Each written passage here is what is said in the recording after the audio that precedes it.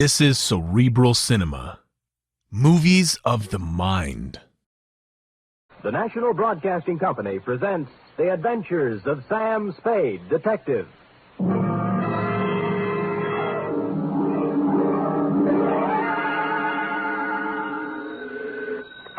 Sam Spade Detective Agency. Miss Perrine? Who did you think it was, Sam? Mata Hari? You don't know what a hot guess that is, Cherub. Really, Sam? Mm-hmm. You think I'm the femme fatale type? In a black velvet gown with a veil? What chance would I have? Sam, you've given me new heart. Deservedly so, Wonder Girl. And in femme fatale, you have hit upon what might be called the keynote of the saga, which even now I am itching to tell you. A saga? More, a tale, Effie, well calculated to keep you in...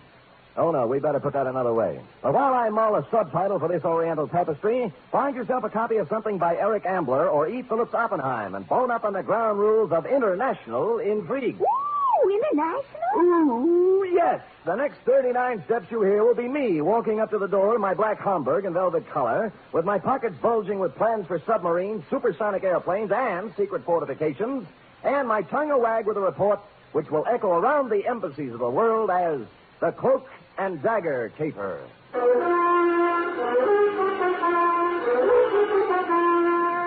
For NBC, William Spear, radio's outstanding producer-director of mystery and crime drama, brings you the greatest private detective of them all in The Adventures of Sam Spade.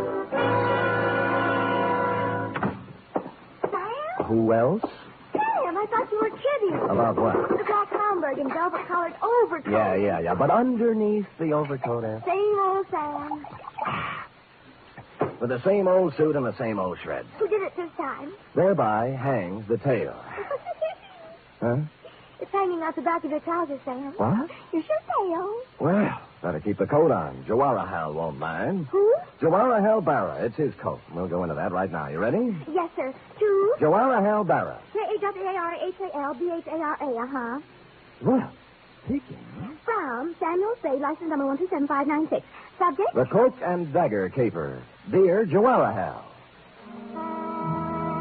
I'd been out Friday night until 4 a.m. watching wedding presents. So when Saturday turned up rainy, I did the mad, impulsive thing and decided to stay home. I plugged the phone, built a fire and a tall drink, invited Freddie, the neighbor's cat, in for a short milk, put my feet up and my head down, and reached for a magazine. A picture of peace, Jawaharlal. Freddie lay on the coffee table, purred, and busied himself spinning the hand-rubbed lazy Susan my unpredictable Aunt Adelaide gave me for Christmas. The magazine turned out to be Time, with a picture of an austere Asiatic gentleman on the cover.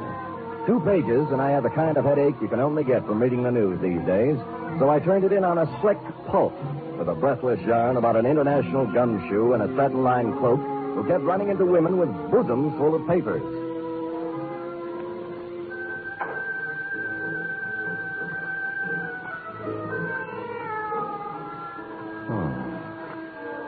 She gazed up at him, her eyes smoldering, heavy-lidded. You, she faltered. You are Sheridan Ballard. Mr. G, too? He nodded. Her knife made a glistening arc, stopping as his hand met her wrist, gripping it like a vise. You liar, she hissed. With the other hand, he ripped away her veil, smothered her lips in hot, fierce kisses, felt her go limp in his arms. Now, Zelda, my girl, he whispered, let's have the plans for that plutonium-powered rocket ship. Veil lady. Mr. Spade? Huh? Well. What can I do for you, Veil Lady? You do not mind that I come in so? How did you come in so? The door is open. I see sitting in chair an attractive man. So? So, you are perhaps working on a remake of The Thief of Baghdad for television? Black tube, of course. Oh, you mean this what I have on? Also this what you haven't on.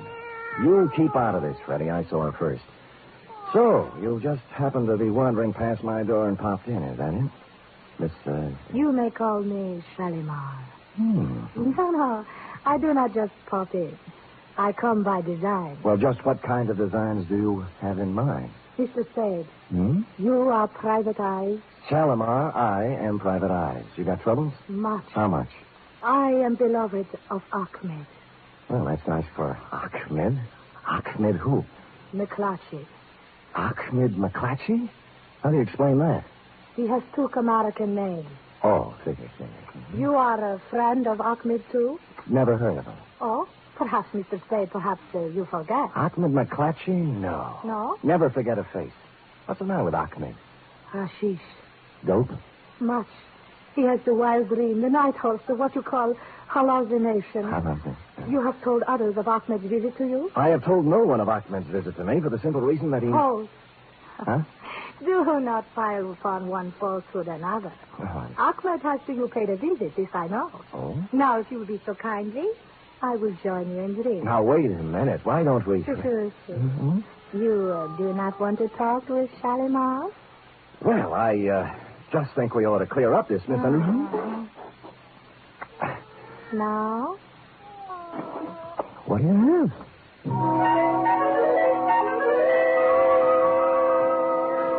Had I been the Sultan and she Scheherazade, the book would have gone on for 20 more volumes. It was all there, the veil below the eyes, the jackets and long satin pants, plus a superabundance of what sultans look for when they are employing a harem. I fumbled around putting I don't know what into a couple of martinis, found more milk for Freddie's saucer, and then set all three between us on Aunt Adelaide's Lazy Susan. This I like, Mr. Spade. Fine. Now we talk. Drink your milk, Freddie. Now we talk. You have match? My purse. Oh, I'll get it for you. Oh, move now. You're almost stepping on it. Oh, so clumsy. The lipsticks are on the chair. Yeah, I see it. There we are. There. Thank you.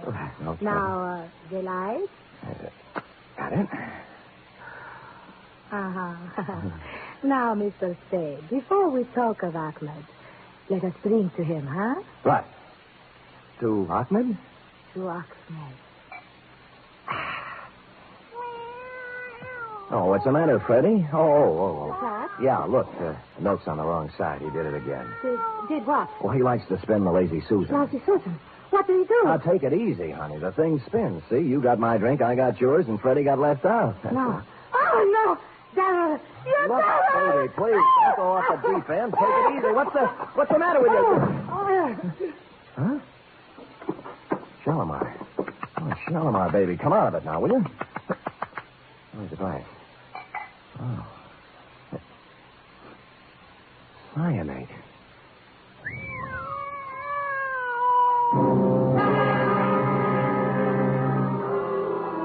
So that took care of Shalimar. The purse had nothing except the usual feminine claptrap, hairpins, makeup, and cigarettes. No keys, no identification, nothing except for a locket around her neck, which was something you don't run into every day. A strange hand-wrought disc-shaped thing with what looked like the face of a clock on it. 12 Arabic symbols where the hour should be, and a pair of hands pointing to 4. In some Jawara, it was the sort of thing Sheridan Ballard, the man called G2, yawns over, which struck Humdrum me as a little bit out of the ordinary. It struck Lieutenant Dundee of Homicide the same way. Look at me, Sam. Look into my eyes. Dundee, I didn't know you cared. Well, no, I am not an idiot, Sam. Well, I've been in this business for 25 years. Mm-hmm. I've looked at a lot of stiffs in my lifetime, Yes? but this is the first hoochie-coochie girl in my book who ever walked in out of the rain and tried to poison a total stranger. Well said, Dundee. Here. So, So, use your head, Sam. Where have you seen her before? I told you I don't know her, Dundee. And why did she try to kill you? Ask her. This whole thing's impossible. Harem, costume, poison, Shalimar. Fantastic, I know. I'm sorry. All right, get out of here. The print man, the MB, and the photographers will be here in a minute. You'll only get in the way. Where'll I go? Anywhere. Find out who this dame is. Who's going to pay my fee? Well, scram. Bidding farewell to the gentle lieutenant, I took off into the rain, bound I knew not where. I bought a paper and settled down in a one-armed coffee joint, drank 3 cups of coffee, and came up with 3 leads. First, the ballet master at the Opera House. Scheherazade, we are not doing till 3 weeks yet. The costumes are all packed up still, and I am missing no ballerinas. Now again, golden apple princesses. 1 and 2, and 1 and 2.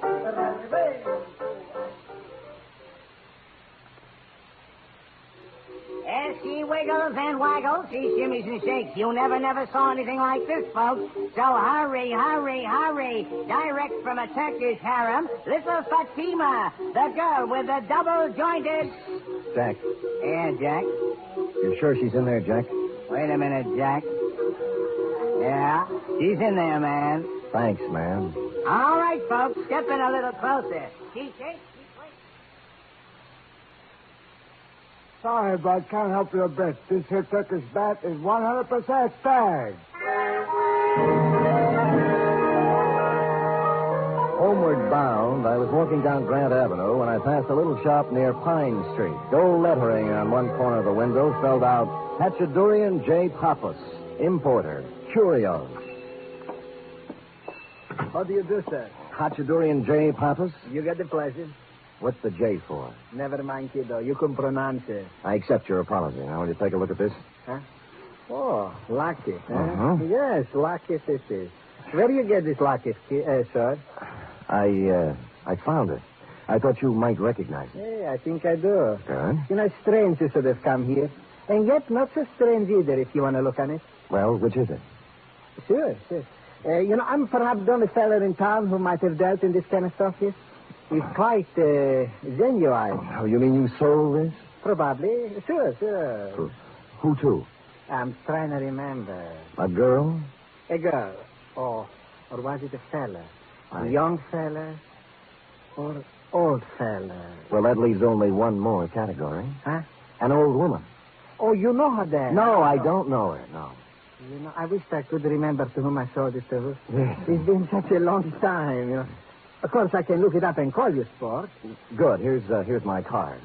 Oh, Sam Sport. Huh? Well, if you want to look at it. You said it's genuine, huh? Oh, sure. Secret Society medallion. 16th century. It's from the Indian state of Kashmir. Kashmir? Sure, kiddo. Kashmir. What's the matter with you? Don't you understand English?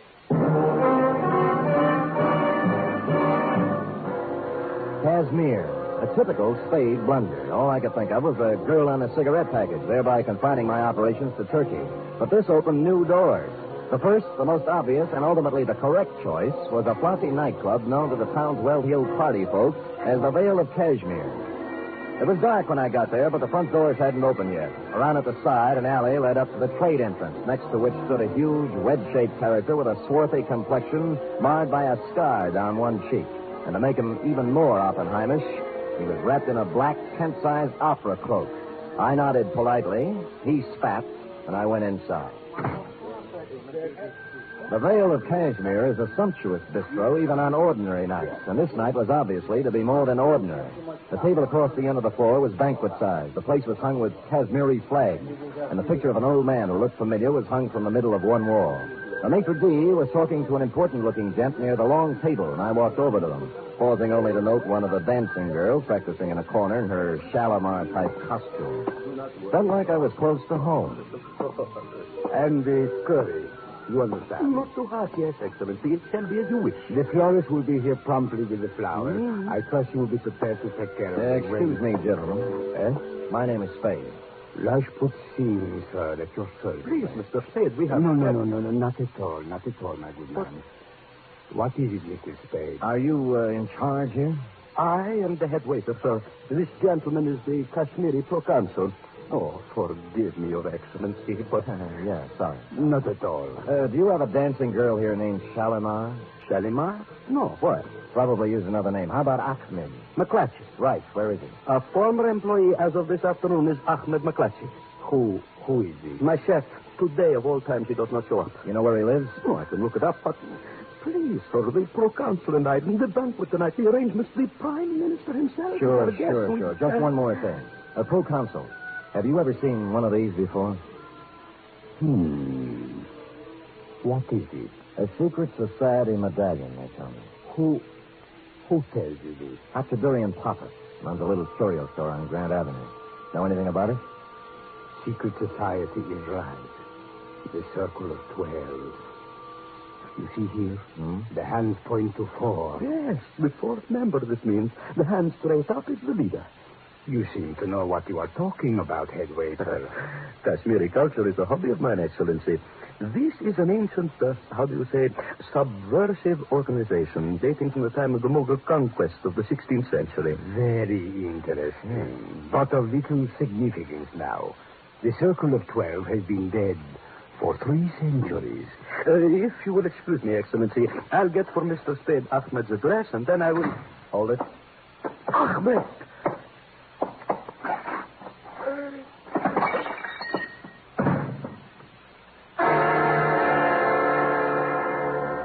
He just made it to the table, swept the sugar bowl off it, and followed it to the deck. When I saw the dagger in his back, I grabbed my gun and set sail for the alley, looking for the cloak that went with it, but he was gone.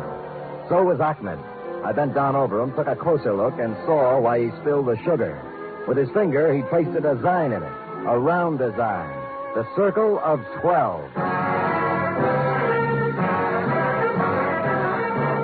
You are listening to the weekly adventure of radio's most famous detective, Sam Spade.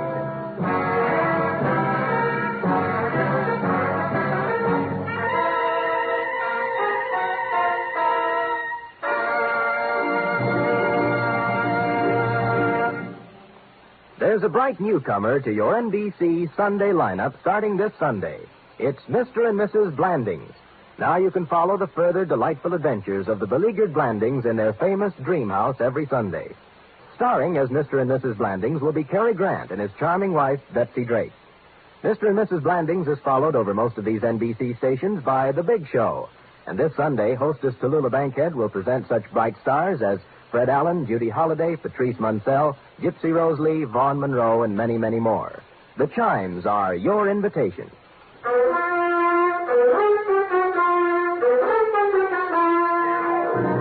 And now back to the Cloak and Dagger caper, tonight's adventure with Sam Spade.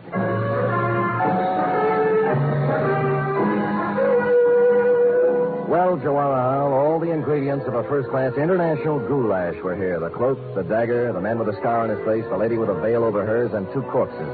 By now, Dundee had completed activities with corpse number 1 at my apartment, so I hustled him down to the Vale of Kashmir and put him to work on number 2. Then I hustled back to my office. The big question had yet to be answered. Another. Oh, Sam! You always grab your phone. I've been trying to call you for hours. About Ahmed McClatchy, right? And the girl with the veil. Shalimar. Is that her name? Probably not, but it doesn't matter to her now. What about Ahmed? Oh, he was frightened out of his wits. He said somebody was going to kill him, and I told him he'd come to just the right place because you were strong and brave and Good. wonderful. Good. And he cried. Good. And I cried. Good. But wait. Hold it, F. Yes, Sam? What happened when all the crying was over? I sent him up to see you, Sam. I couldn't He call. just told you somebody was going to kill him, that's all? Yes, Sam. That's why he was crying? Oh, no, Sam, no. That's not why Ahmed was crying. Why? He didn't care for himself. He's a selfless, generous guy. Angel child, who was Ahmed crying over? The man in the paper. What paper? It's in all the papers, Sam. The Chronicle and the Examiner and the Call and even on the cover of Time this week. You see? A banquet. That's whose picture it was. Sir Jawahar Bala, the Prime Minister of Kashmir. Look at the small print underneath, Sam. On him, the hopes of Asia. You see, that's what hurt Ahmed, Sam. Not for himself. He said they're going to kill Sir Jawahar.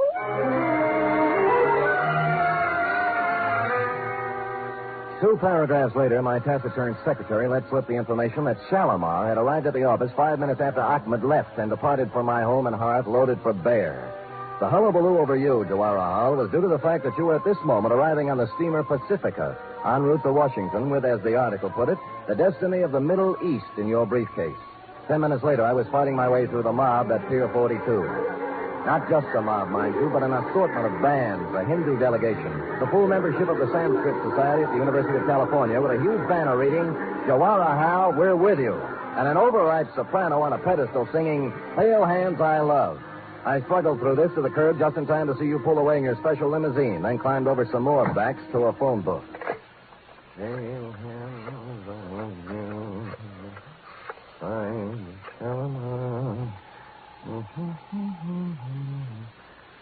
Kashmiri Consulate. Rajput Singh speaks. Look, this is Sam Spade, Mr. Singh. Oh, yes. Has the Prime Minister arrived there yet? He's due any minute. Why? Well, you better call out the guard. They're going to try to assassinate him tonight. My good man, do you realize My what... good man, I know whereof I speak. The cook at the restaurant. Ahmed. That is what... Yes, you're getting the idea, all right. It's the old Circle of 12 with a brand new paint job. Now get on it. My next move may sound to you like a combination of negligence, indolence, and ennui, Jawahar, but I must remind you that I was not employed on this caper, was receiving no stipend for risking my ever-loving neck, And it added up the figures in the problem of primary interest to me, namely, the lady who tried to kill me on page 2. I therefore entrusted responsibility for your health and that of the Middle East to the proconsul. Made my way home, put on my slippers, and set the lazy Susan on the floor this time for Freddie to play with. Let me see now, where was I? Oh, yeah. Now, Zelda, my girl, he whispered, let's have the plans for that plutonium-powered rocket ship. Somehow this all seems logical now. Never, she breathed. Rather death, Mr. G2, than to betray my country. Quiet, Freddie. Oh, no, not the buzzing now. Mr. Spade. Oh, hello, proconsul. May I? Do. I have taken every precaution. The Prime Minister, he's on his way to the banquet now. Good. There's one thing I must ask of you. Oh? Absolute secrecy. Yes. The mere knowledge of that such an organization as this... Circle of 12? Yes, exists would give added strength to a disloyal opposition in our country that may express itself in a manner disastrous to our purposes in sending Jawaharlal to Washington. You understand? Well, it's taken me a while to learn the ground rules in the International League, but I get the general idea. You have spoken of this to Nawab. No? Oh, excuse me. Hello? This is Hachidurian the Papa, sir. Oh, yes. It took me a great deal of long time to check my records, Mr. Spade, but I finally found it. Oh, what's that? The gentleman who bought the set of 12 Kashmiri medallions, like the one you saw me in my shop. Oh, yes. Yeah, his name is Rajput Singh. A foreigner fella, I think. He's the Kashmiri proconsul here.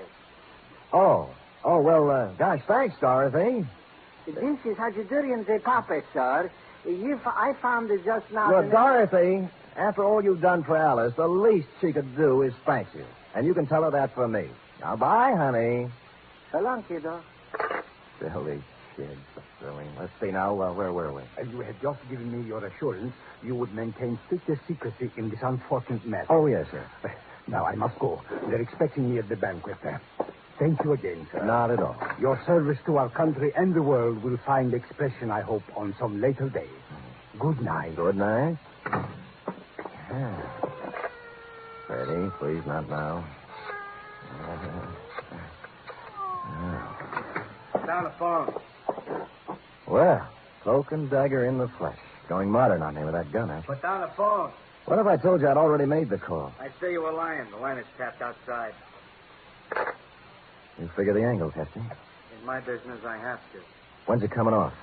For the Prime Minister, any minute. For you, right now. Oh. He's got you fooled, too, huh? They're right there. Who? Rajput. You're a fall guy, you know, doing the heavy stuff. If it kicks back, you get it, and the other 10 laugh. You think you could talk me out of it, huh? Why, that's the last thing in my mind. I'd never...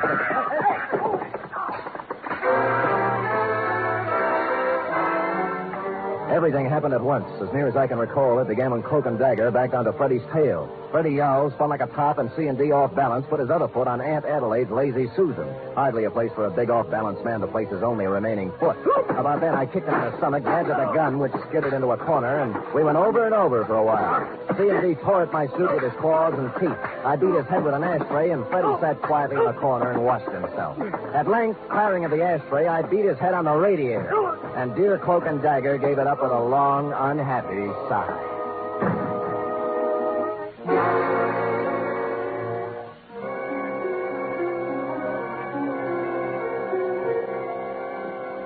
Mr. Spade, this is a business affair. Get out of my way, head waiter, or I'll walk right over that white shirt front. Please, I can't... Have they been served anything yet? The drinks are just coming on. Wait, I should be sure.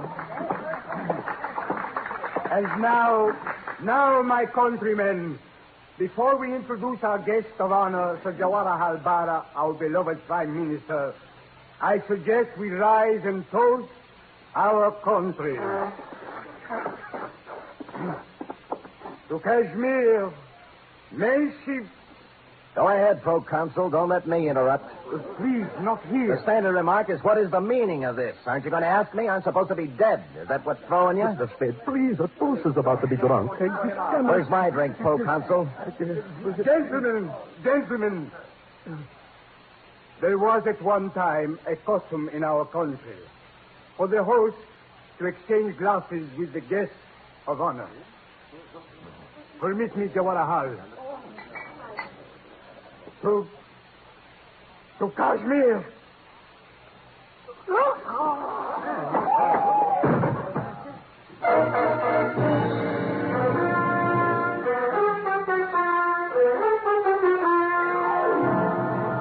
And the moral of this story, if there is one, is when danger threatens, don't hire a bodyguard. Buy a cat and a lazy Susan. Period. End of report. Oh, Sam.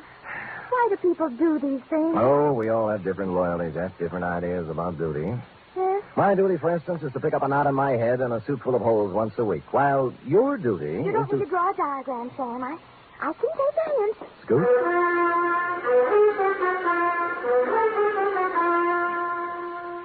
Three chimes mean good times on NBC.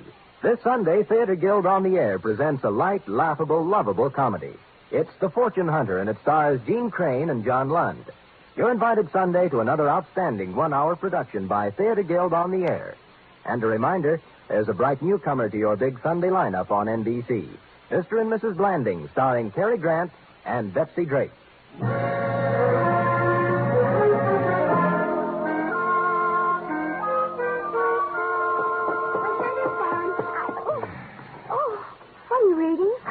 How can I do this?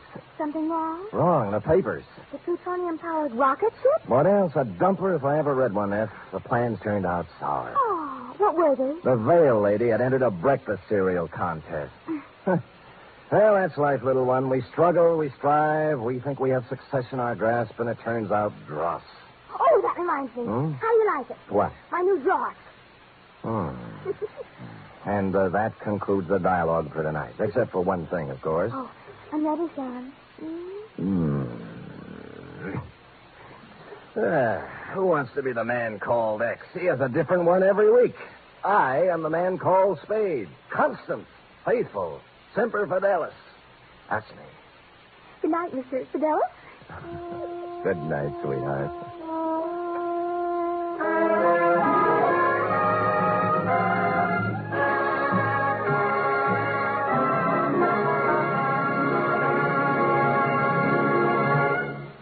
The Adventures of Sam Spade are produced, edited, and directed by William Spear. Sam Spade was played by Stephen Dunn. Lorene Tuttle is Effie. Script for tonight's adventure by Harold Swanton. Musical scoring by Lud Gluskin, conducted by Robert Armbruster.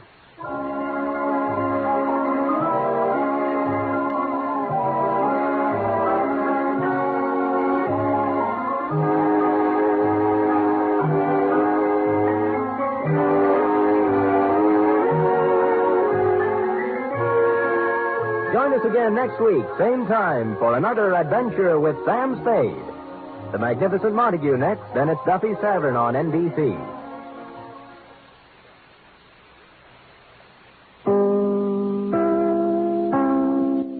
Cerebral Cinema hopes you have enjoyed this movie of the mind.